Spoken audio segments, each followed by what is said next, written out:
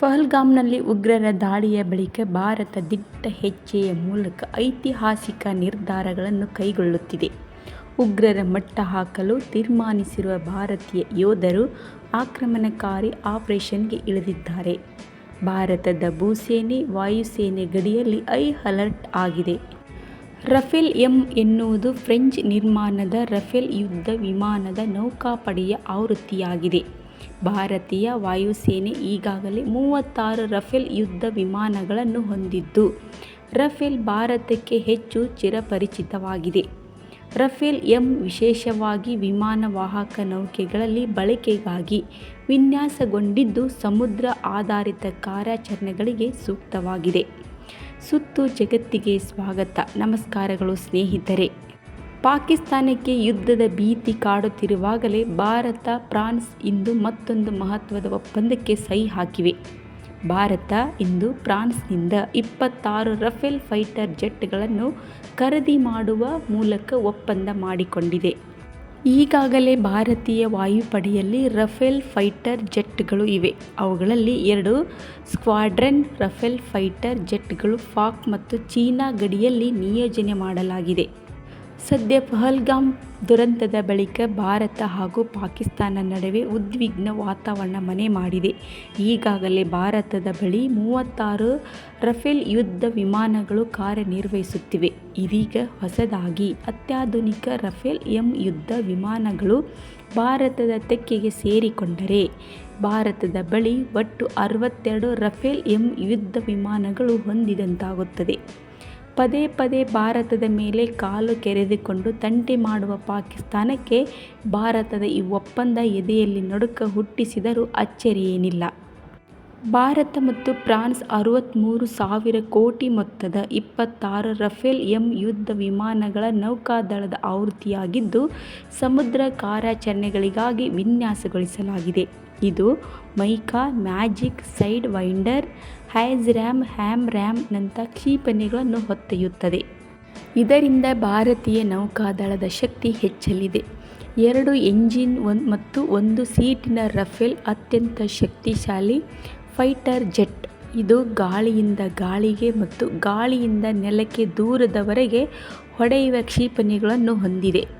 Rafale M ವಿಮಾನವನ್ನು ಫ್ರಾನ್ಸ್ನ Dassault aviation company ತಯಾರಿಸುತ್ತದೆ. ಇದರ 2 ಪ್ರಮುಖ ಆವೃತ್ತಿಗಳಿಗೆ ರಫೇಲ್ ಮತ್ತು ರಫೇಲ್ ಎಂ ನೌಕಾದಳದ ಆವೃತ್ತಿ. ಇದನ್ನು ವಿಶೇಷವಾಗಿ ಸಮುದ್ರ ಕಾರ್ಯಾಚರಣೆಗಳಿಗಾಗಿ ವಿನ್ಯಾಸಗೊಳಿಸಲಾಗಿದೆ. ಇದು ಸಾಮಾನ್ಯ ರಫೇಲ್ಗಿಂತ ಭಾರವಾಗಿದೆ.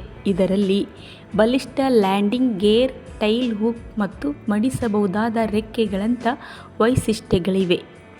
ರಫೇಲ್ ಎಂನಲ್ಲಿ ಶಸ್ತ್ರಾಸ್ತ್ರಗಳನ್ನು ಹೊತ್ತೊಯ್ಯಲು 13 ಹಾರ್ಡ್ ಪಾಯಿಂಟ್ಗಳಿವೆ.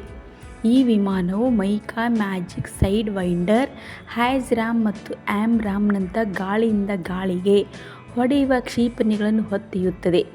ನೆಲದ ಮೇಲೆ ದಾಳಿ ಮಾಡಬೇಕಾದರೆ ಇದು Apache AS-30L, ALARM, HARM, ಮ್ಯಾವರಿಕ್, PGM-100 ಕ್ಷಿಪಣಿಗಳನ್ನು ಹೊಂದಿದೆ.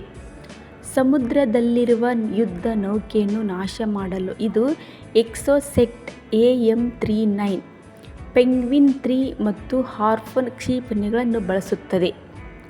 ರಫೇಲ್ನಿಂದ ಪರಮಾಣು ಬಾಂಬ್ಗಳನ್ನು ಕೂಡ ಹಾಕಬಹುದು. ಇದು ASMP ಸ್ಟ್ಯಾಂಡ್ ಆಫ್ ಪರಮಾಣು ಕ್ಷಿಪಣಿಯನ್ನು ಹಾರಿಸಬಲ್ಲದು. ರಫೇಲ್ ಅನ್ನು MBDA ಸ್ಟಾರ್ಮ್ ಶಾಡೋ ಅಥವಾ scalp EG stand off cruise ಕ್ಷಿಪಣಿಗಳಿಂದ ಸಜ್ಜುಗೊಳಿಸಬಹುದು. ಇದರ ವ್ಯಾಪ್ತಿ 550 ಕಿಲೋಮೀಟರ್. ಗಾಳಿಯಲ್ಲಿ ದೂರದವರೆಗೆ ಹೊಡೆಯಲು ರಫೇಲ್ MBDA ಮೀಟಿಯರ್ BVRAAM ಕ್ಷಿಪಣಿಯನ್ನು ಹೊಂದಿದೆ. ಇದರ ವ್ಯಾಪ್ತಿ 100 ಕಿಲೋಮೀಟರ್ಗಿಂತ ಹೆಚ್ಚು. ಇದರೊಂದಿಗೆ ರಫೇಲ್ ಹಲವು ಬಗೆಯ ಬಾಂಬ್ಗಳನ್ನು ಕೂಡ ಹಾಕಬಲ್ಲದು. ಇದರಲ್ಲಿ 30 ಮಿಲಿಮೀಟರ್ DEFA 791B ಪಿರಂಗಿ ಇದೆ.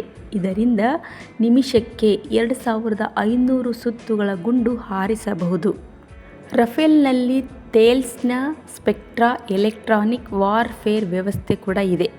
ಸ್ಪೆಕ್ಟ್ರಾದಲ್ಲಿ ಸಾಲಿಡ್ ಸ್ಟೇಟ್ ಟ್ರಾನ್ಸ್ಮಿಟರ್ ತಂತ್ರಜ್ಞಾನ, DAL ಲೇಸರ್ ಎಚ್ಚರಿಕೆ ರಿಸೀವರ್, ಕ್ಷಿಪಣಿ ಎಚ್ಚರಿಕೆ ಪತ್ತೆ ವ್ಯವಸ್ಥೆ ಮತ್ತು ಜಾಮರ್ ಸೇರಿವೆ. ರಫೇಲ್ನಲ್ಲಿ RBE-2 passive electronically scanned radar ಇದೆ. ಇದು 200 ಕಿಲೋಮೀಟರ್ಗಿಂತ ಹೆಚ್ಚು ದೂರದಿಂದ ಶತ್ರುವನ್ನು ಪತ್ತೆ ಮಾಡುತ್ತದೆ. ಒಮ್ಮೆಗೆ 8 ಗುರಿಗಳನ್ನು ಪತ್ತೆ ಮಾಡಬಲ್ಲದು. ರಫೇಲ್ನ ಗರಿಷ್ಠ ವೇಗ ಅಂದರೆ ಗಂಟೆಗೆ 2222 ಕಿಲೋಮೀಟರ್. 2 ಎಂಜಿನ್ಗಳಿವೆ. ರಫೇಲ್ 50,000 ಅಡಿ ಎತ್ತರಕ್ಕೆ ಹಾರಬಲ್ಲದು. ಇದು 9,500 kg ತೂಕದ ಶಸ್ತ್ರಾಸ್ತ್ರಗಳನ್ನು ಹೊತ್ತು ಹಾರಬಲ್ಲದು. 4.5 ಜನರೇಷನ್ನ ಈ ರಫೇಲ್ ಫೈಟರ್ ಜೆಟ್ಗಳು ವಾಯುಪಡೆಗೆ ಸೇರ್ಪಡೆಯಾಗುತ್ತಿರುವುದು ಭಾರತೀಯ ಸೇನೆಗೆ ಹೆಚ್ಚಿನ ಬಲ ತರಲಿದೆ. ಪಾಕಿಸ್ತಾನದ F-16 ಫೈಟರ್ ಜೆಟ್ಗೆ ರಫೇಲ್ ಫೈಟರ್ ಜೆಟ್ಗಳು ಫೈಟ್ ನೀಡಲಿವೆ. ಇದಕ್ಕೆ ಸಂಬಂಧಪಟ್ಟಂತೆ ಏನೇ ವಿಷಯಗಳಿದ್ದರೆ ನಿಮಗೆ ಅಪ್ಡೇಟ್ಗಳನ್ನು ನೀಡುತ್ತಿರುತ್ತೇವೆ. ನೀವು ಇನ್ನೂ ಕೂಡ ನಮ್ಮ ಚಾನಲ್ಗೆ ಸಬ್ಸ್ಕ್ರೈಬ್ ಆಗಿಲ್ಲ ಅಂದರೆ ಇವಾಗಲೇ ಸಬ್ಸ್ಕ್ರೈಬ್ ಮಾಡಿಕೊಳ್ಳಿ. ಪಕ್ಕದಲ್ಲಿರೋ ಬೆಲ್ ಐಕನ್ ಪ್ರೆಸ್ ಮಾಡಿ. ಮತ್ತೆ ಭೇಟಿಯಾಗೋಣ. ನಮಸ್ತೆ. ಜೈ ಕರ್ನಾಟಕ ಮಾತೆ.